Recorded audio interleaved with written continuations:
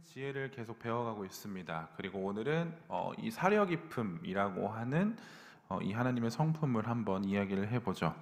사려 깊음이라고 하는 것은 다른 사람들의 상황과 감정을 고려하는 것을 뜻해요. 쉽게 이야기하면 상대방의 입장을 최대한 살피고 신중하고 섬세한 마음씨를 갖는 것을 사려 깊음이다라고 이야기를 합니다.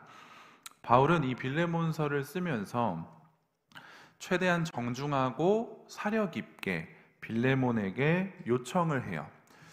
빌레몬서는 바울의 요청을 담은 편지라고 할 수 있거든요. 그러면 왜 어떤 요청을 하는지에 대해서는 한번 상황을 한번 살펴보죠. 바울은 빌레몬에게 편지를 쓰면서 하나 요청을 합니다. 그 요청이 뭐냐면 오네시모를 좀 받아줬으면 좋겠다라고 하는 거예요. 그런데 좀 더 명확하게 얘기하면 오네시모를 살려달라는 말입니다. 오네시모가 누구냐면 원래 빌레몬의 종이에요. 그러니까 빌레몬과 오네시모는 주인과 종의 관계였다라고 하는 거죠. 그런데 어느 날 어떤 상황에서 종인 오네시모는 빌레몬에게서 도망을 쳤어요. 정확한 이유는 알 수 없지만 명확한 것은 종이 지금 도망쳤다라는 사실입니다.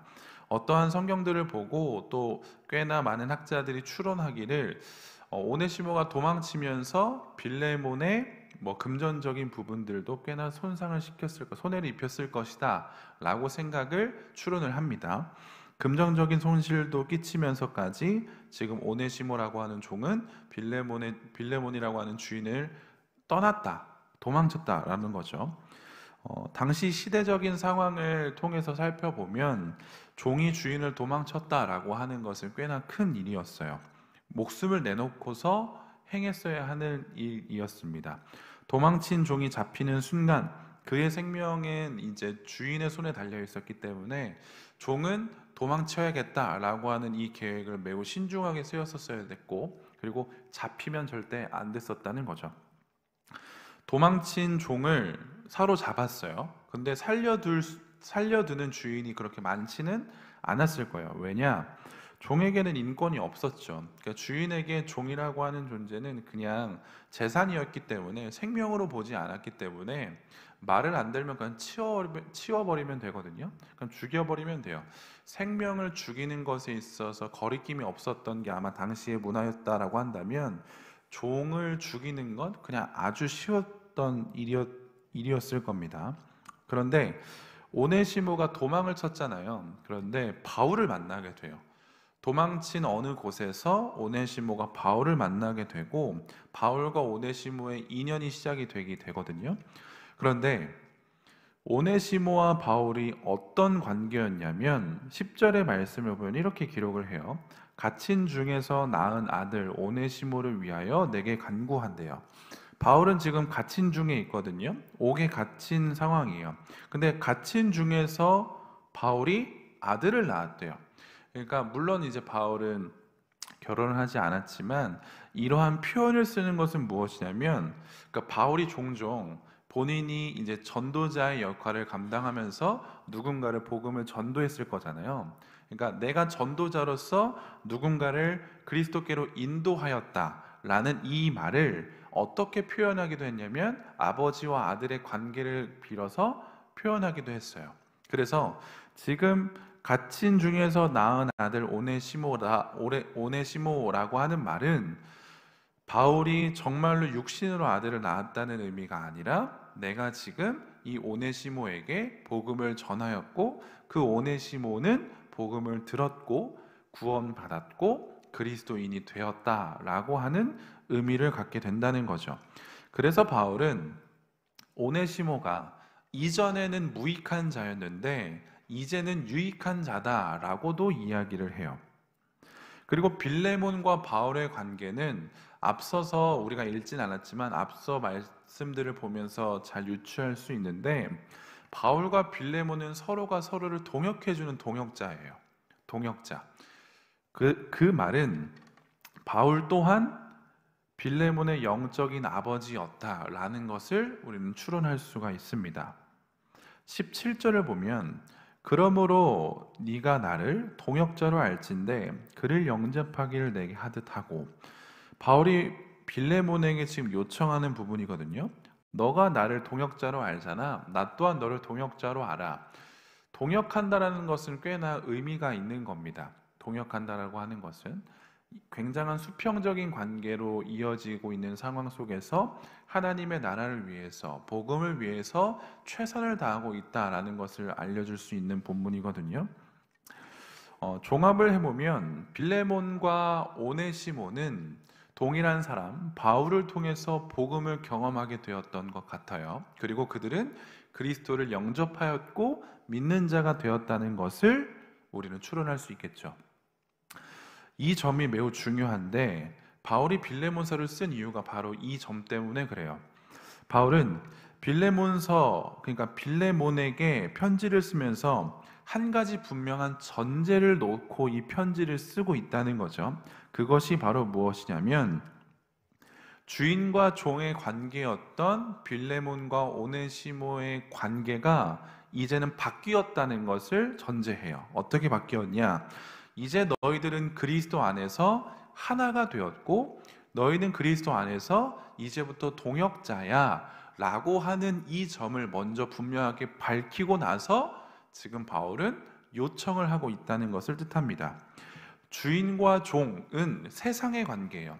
세상에서 사람들이 만들어낸 관계라는 거죠. 사람들은 악하고 죄인이기 때문에 같은 사람이었지만 그럼에도 불구하고 사는 형태, 인종, 남녀노소 이런 것들을 다 계급화해서 사람이 사람을 섬기기도 하고 사람이 사람을 다스리기도 하고 이러한 조금은 하나님의 섭리에 맞지 않는 세상의 모습들을 만들어냈잖아요.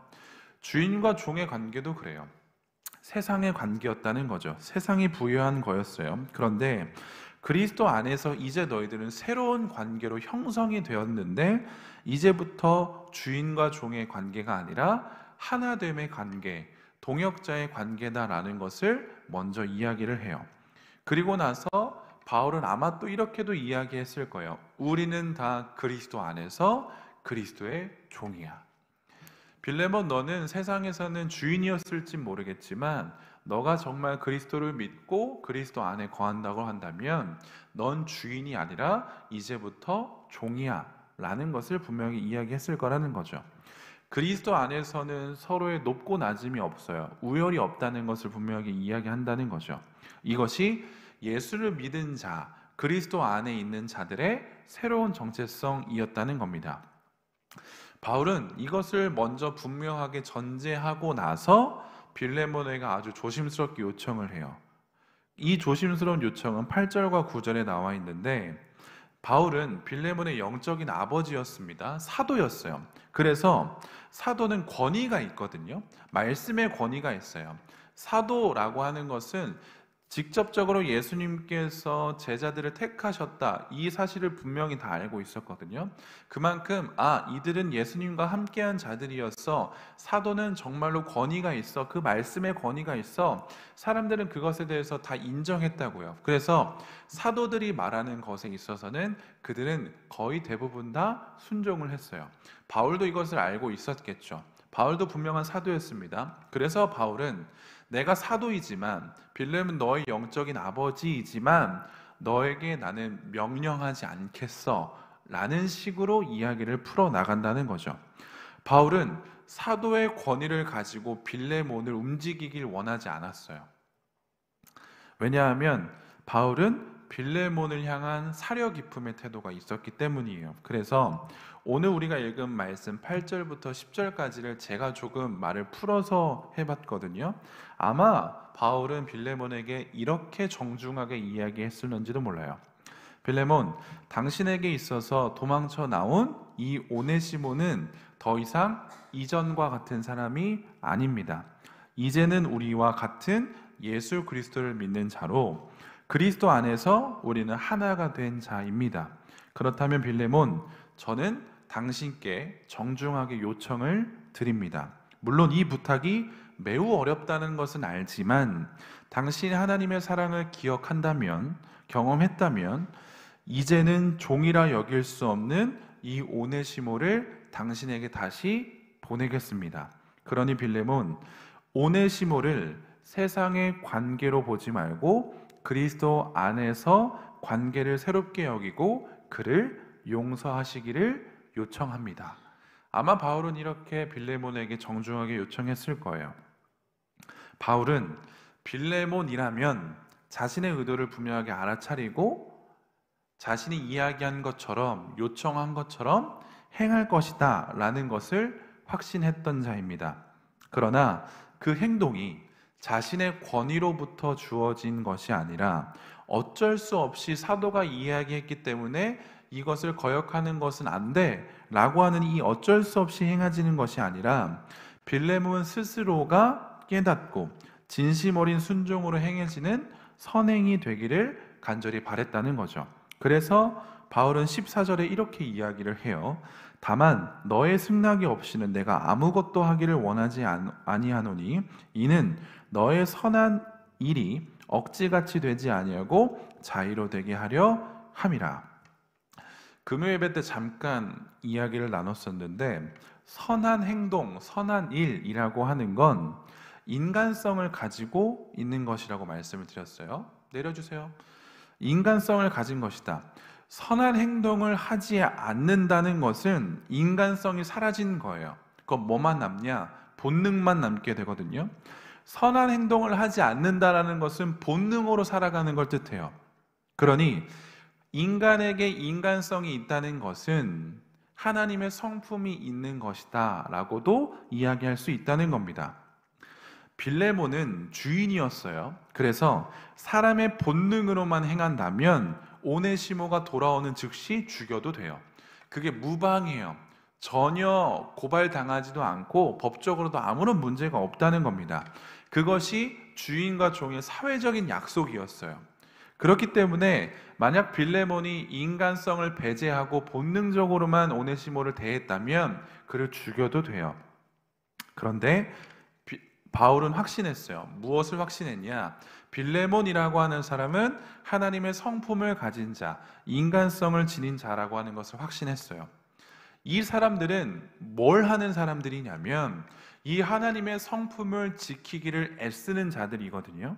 그래서 본능적인 것을 거스르려고 날마다 애쓰고 하나님의 뜻에 맞게 살아가려고 애쓰는 자들이 바로 빌레몬과 같은 사람이었다는 것을 바울은 분명히 확신했다는 겁니다. 우리가 하나님의 뜻이라는 것을 살필 때 하나님의 뜻은 정죄가 아니고 멸망이 아니다라는 것을 우리는 발견할 수 있잖아요. 회복과 재건에 있다는 것이 하나님의 뜻이에요. 그리스도인들 사이에서는 갈등이 벌어질 수밖에 없어요. 그 갈등은 전혀 피할 수가 없거든요. 그런데 이 갈등을 피할 수가 없기 때문에 우리가 더욱더 집중하고 주목해야 되는 것은 뭐냐면 이 갈등을 어떻게 올바르게 해결할 것인가에 대해서 생각을 해야 돼요. 우리는 애기들이 아니에요. 우리는 감정적으로 대할 수 있지만 그 감정적으로 대한다는 것이 꽤나 어리석을 수도 있다라고 하는 생각을 가진 자들이기 때문에 갈등에 있어서 감정적으로 대처하지 않고 조금은 이성적으로 대처하려고 해요. 그게 성인이에요. 그게 우리들과 같은 사람의 모습이에요. 마찬가지예요. 그리스도인들 사이에서 반드시 갈등은 일어날 수밖에 없는데 근데 우리는 그걸 감정적으로 대처하지 않는다고요. 왜? 그게 어리숙하다는 걸 우리도 알고 있어요. 그래서 이걸 최대한 이성적으로 논리적으로 해결하려고 부단히 애를 쓰죠. 그게 우리가 성숙하다라고 하는 증거거든요. 어떤 문제가 있어요. 발생했어요. 이걸 본능에 이끌려서 해결하는 것이 아니라 무엇이 어떻게 해결하는 것이 그리스도인답게 해결하는 것일까? 어떻게 해결하는 것이 하나님께서 기뻐하시는 것일까를 생각하는 게 우리 그리스도인이라고 하는 거죠. 바울이 그것을 잘 했던 자예요. 오늘 바울의 역할은 마치 중재자의 역할이거든요. 바울이 하는 역할은 딱 이거예요. 먼저는 오네시모를 향한 이 중재의 역할을 해요. 바울은 오네시모에게 복음을 전하였습니다. 그리고 오네시모는 바울을 통해서 복음을 경험했고 예수 그리스도를 경험했고 구원의 은혜를 경험했던 자였어요. 이 말은 무엇이냐면 오네시모는 본인이 어떠한 것을 잘못을 했는가, 어떠한 죄를 지었는가, 나는 하나님 앞에서 어떠한 존재였는가에 대해서 반드시 봤다는 걸 의미해요. 조금 더 명확하게 이야기하자면 자기 부인을 할 줄 알고 자기 십자가를 짊어지고 예수 그리스도를 따라갈 수 있는 사람이었다라는 것을 뜻한다는 거죠. 자기 반성이 있는 사람이 오네시모였고 자기 부인이 있었던 자가 오네시모였고, 그리고 우리가 금요일날 배운 것처럼 회개할 수 있는 자가 오네시모였다는 거예요. 그리고 회개라는 것은 말뿐이 아니라 행함까지도 연결되어야 되는데 바울도 이 사실을 너무나도 분명히 알고 있었기 때문에 뭘 권면했냐면, 오네시모야, 이제 넌 다시 돌아가야 해. 빌레몬에게 다시 돌아가야 해. 네가 어떠한 재산적인 어려움을 줬을 수도 있고 감정적인 어려움을 주었을 수도 있고 육체적인 어려움을 줬었을 수 있는 그 빌레몬에게 넌 다시 돌아가야 해. 그게 그리스도인다운 모습이야. 그게 하나님의 자녀된 자의 모습이야 라는 것을 분명히 권면했을 거라는 거예요. 그래서 이 권면을 들은 오네시모도 네, 알겠습니다, 제가 그렇게 하겠습니다 라고 동의가 되었기 때문에 바울은 이 편지를 빌레몬에게 썼을 거예요. 자신의 죄를 바라보고 그 죄를 반성하고 돌이키게 하는 것이 바울의 첫 번째 역할이었어요. 오네시모에게 말이죠. 그리고 바울은 빌레몬에게도 중재의 역할을 해요. 빌레몬에게 다가갈 때는 굉장히 신중하고 정중하게 가요. 빌레몬을 신뢰한다는 것을 계속적으로 드러내고 그를 존중한다는 것을 계속적으로 드러내죠. 빌레몬이 복음으로 변화되었다, 이 모습들이 많은 사람들에게 본이 되었다라는 것을 인정해줘요. 그를 칭찬하죠. 그리고 그 모습을 통해서 나도 도전을 받았다라는 것 또한 이야기를 해요. 이런 모습을 보여주는 자는 하나님께서 죄인인 나에게 무한한 사랑을 베풀어 주셨다라는 것을 인정하는 자이겠죠. 겸손하고 온유한 빌레몬의 모습을 바울은 지금 인정해줘요. 존중해줘요. 그래, 그게 내가 너에게 이야기했던 진짜 그리스도인의 모습이야. 그게 내가 너에게 바랬던, 하나님께서 너에게 바랬던 모습이야. 너 참 잘하고 있어. 그런데 이제 내가 너에게 한 가지 요청을 하려고 해. 너에게는 꽤나 어렵겠지만 이 요청을 한번 들어줄 수 있겠니? 라고 하는 이 사려 깊은 모습을 지금 바울은 빌레몬에게 보여주고 있다는 거죠. 그래서 바울은 어떠한 규칙이나 어떠한 권위를 먼저 내세우는 게 아니라 하나님 사랑에 근거한 자발적인 순종을 요청해요. 뭐에 근거한다고요? 하나님 사랑에 근거한 거예요. 이 사려 깊음이라고 하는 건 가장 중요한 하나의 전제가 있는데 그것이 무엇이냐면 하나님의 사랑이에요. 만약에 내 삶에, 내 마음 가운데 하나님의 사랑이 없다면 우리는 지금 배우는 사려 깊음이라고 하는 태도를 결코 보여줄 수 없습니다. 왜냐하면 하나님의 사랑은 개인적인 것이 아니에요. 나의 유익만을 위한 것이 아니기 때문에 그래요. 하나님의 사랑은 하나님만을 위한 사랑이 아니었어요.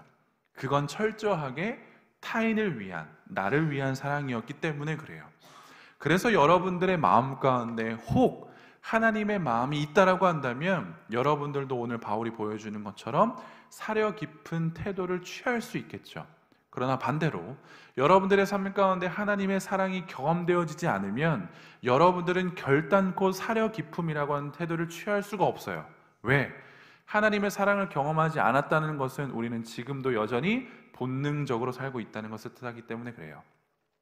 본능적으로 사는 건 나를 위해서 사는 거예요.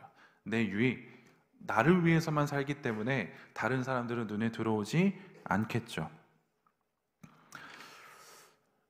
교회 공동체 안에서, 오늘날 우리 교회 공동체 안에서 우리는 빌레몬이 될 수도 있어요. 오네시모가 될 수도 있어요. 그리고 바울이 될 수도 있어요. 용서해 줘야 하는 상황이 생길 수도 있고 용서를 구해야 하는 상황이 생길 수도 있고 그 사이에서 중재를 해야 되는 상황도 우리는 펼쳐질 수가 있다는 거죠.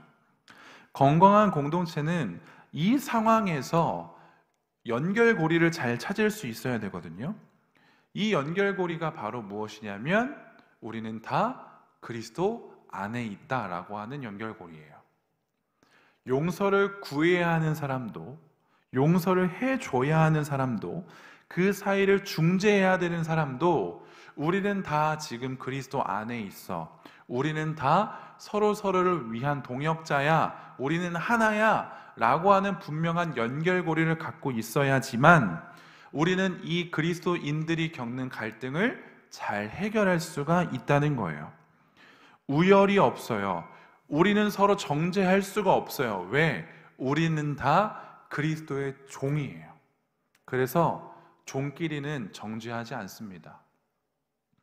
이것이 바로 하나님의 지혜, 사려 깊음의 모습이라고 할 수 있다는 거죠. 이 모습은 중재자에게만 필요한 것이 아니라 빌레몬에게도 필요하고 오네시모에게도 필요해요. 왜냐하면 우리 모두는 예수 그리스도의 사려 깊음의 은혜를 먼저 입은 자들이기 때문에 그렇습니다. 바울도 그 은혜를 입었고 빌레몬도 그 은혜를 입었고 오네시모도 그 은혜를 입었어요. 세상의 시각에서는 나쁜 놈을 찾거든요. 그럼에도 불구하고 오네시모가 나빴지. 아니, 오네시모가 그렇게 하게끔 한 빌레몬이 잘못된 거야. 아니, 바울은 잘 알지도 못하면서 그 사이를 왜 끼어들어? 세상의 눈은 그것만 바라본다고요. 그런데 우리들의 눈은 그렇지가 않아요. 우리는 다 그리스도 안에서 하나이기 때문에 이 문제를 해결할 수 있어야 돼요. 적극적으로 해결할 수 있어야 되고 적극적으로 도와줄 수 있어야 된다는 겁니다. 마태복음 20장 28절에선 예수님께서 이런 말씀을 하시죠. 인자가 온 것은 섬김을 받으려 함이 아니라 도리어 섬기려 하고 자기 목숨을 많은 사람의 대속물로 주려 함이니라. 예수님께서 이 땅에 오신 것은 야, 하나님의 아들이 왔다, 나에게 머리를 조아려라, 이런 게 아니에요. 예수님께서 이 땅에 오신 이유는 섬기려 하신대요. 심지어 자신의 목숨을 주시려 오셨대요. 이게 예수님께서 우리들에게 보여주신 사려 깊음의 모습이겠죠. 왜 우리를 섬길까요? 왜 하나님이 우리를 섬기시죠? 왜 하나님이 그의 목숨을 우리에게 주시죠? 우리를 공감하시기 때문에 그래요. 우리를 동정하시기 때문에 그래요. 우리를 너무 사랑하시기 때문에 그래요. 하나님의 사랑을 갖고 계신, 아니 하나님의 사랑 그 자체이신 분이시기 때문에 우리를 섬기시는 거죠. 사려 깊음이라고 하는 것은 반드시 하나님의 사랑이 전제가 되어야 한다는 겁니다. 우리는 이 섬김을 받을 자격이 없어요. 누누이 말하지만 우리는 이 섬김을 받을 자격이 없어요. 그 누구도 마찬가지입니다. 그러나 참 하나님이시며 참 인간이신 그분께서, 죄 없으신 그분께서 우리를 공감하셨기 때문에, 우리를 사랑하셨기 때문에 우리는 이 섬김을 받았다는 겁니다. 이 사려 깊음을 받았다는 거죠. 그래서 우리도 이 사려 깊음이라고 하는 것을 우리의 삶에서 곱씹으셔야 돼요. 여러분들의 본능대로 이끌어가는 대로 살지 마세요. 본능대로 감정적으로 치우쳐서 하지 마세요. 그게 굉장히 어리숙한 겁니다. 여러분들은 속 시원할지 모르겠지만 아니요, 그게 속 시원한 게 아니에요. 그게 여러분들이 어른됨을 보여주는 게 아니에요. 오히려 성전과 성숙의 모습은 사려 깊은 모습을 보여줄 때 발생합니다. 여러분들 혹시 주일학교 아이들과 싸우시나요? 주일학교 아이들이 막 여러분들에게 해코지를 해요. 여러분들 동일하게 싸우시나요? 진지하게 각 잡고 싸우시나요? 그 참 어색한 거 아시죠? 그 참 옳지 않다는 거 아시죠? 이와 마찬가지예요. 그리스도인은 싸우지 않아요. 각 잡고 싸우지 않습니다. 그래? 너 죽고 나 죽자, 이렇게 달려들지 않는다고요. 왜? 우린 예수님의 사려 깊으심을, 하나님의 그 사랑을 경험했기 때문에 그래요. 이해할 수 없잖아요. 왜 지금 이 상황에서 이렇게 되는 거야? 왜 저 사람은 나에게 저러는 거지? 왜 우리 공동체는 이러고 있는 거야? 이해가 되지 않아요. 네, 이해가 되지 않아요. 그럼에도 우리는 이 사려 깊음의 모습을 한 번쯤은 보여줄 수 있어야 합니다. 왜?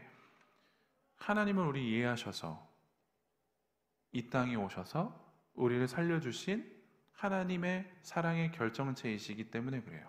예수님인 그런 분이시기 때문에 그래요. 저는 바랍니다. 우리 청년부가 이 사려 깊음의 모습이 조금씩 더 확대되면 좋겠어요. 나와 친한 사람과의 관계에서는 이 사려 깊음이 당연히 됩니다만 이것을 조금 확대하셨으면 좋겠어요. 나의 셀 안에서 또 저 사람 가운데에서도 우리 공동체 안에서 더 나아가 우리 주는교회 안에서도 이 모습이 여러분들에게 보여지면 좋겠습니다. 교회의 참된 모습을 회복하는 건 이 사려 깊음의 모습이 있냐 없냐를 보고 우리는 따질 수가 있겠죠. 저는 우리 청년부가 이 사려 깊음의 모습이 있다라고 확신합니다. 물론 어리숙해 보일 수는 있겠지만 우리는 없지 않아요. 우리는 할 수 있습니다. 그 모습을 가지고 살아가는 저와 여러분들이 되면 좋겠습니다.